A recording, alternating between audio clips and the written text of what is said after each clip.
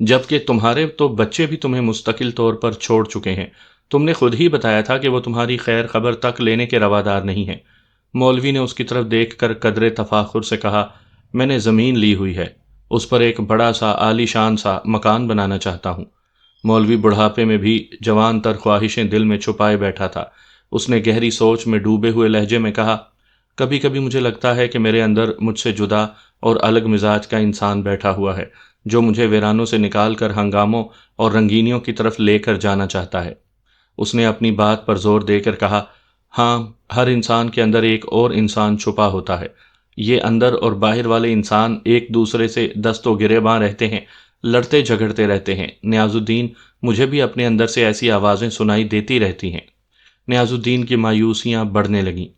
ایک دن وہ مولوی کو سوتا ہوا چھوڑ کر اس کی مسجد کی ویرانی سے بھاگ نکلا اور دوبارہ اپنے کچے گھر میں پہنچ گیا۔